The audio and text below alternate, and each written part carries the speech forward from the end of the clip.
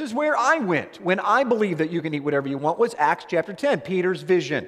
But while they were preparing his meal, he fell into a trance. So he sees a vision, and he saw in this vision heaven opening up, and a certain vessel like a great sheet bound at the four corners, descending to him and let down to earth, in which were all kinds of four-footed beasts of the earth, wild beasts and creeping creatures, and the birds of the heaven. 3 times Peter had to be given this vision. Why?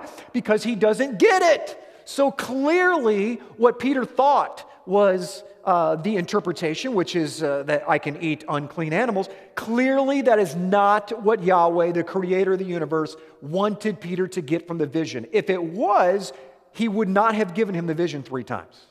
And Peter was thinking about the vision, and Peter said to him, and the Spirit said to him, "See, 3 men seek you.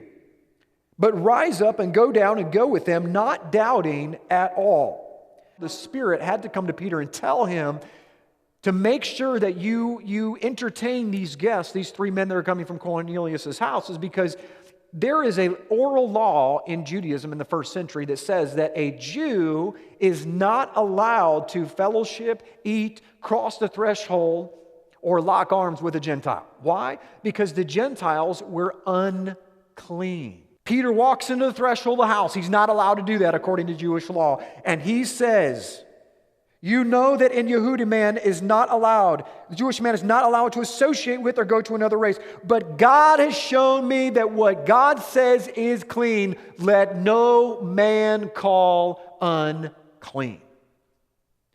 Somewhere between Jerusalem and Caesarea, somewhere between the moment where the Spirit showed him the four-cornered sheet with the unclean animals to the moment that he walks into Cornelius' house, he has a revelatory moment where he understands what the vision is all about.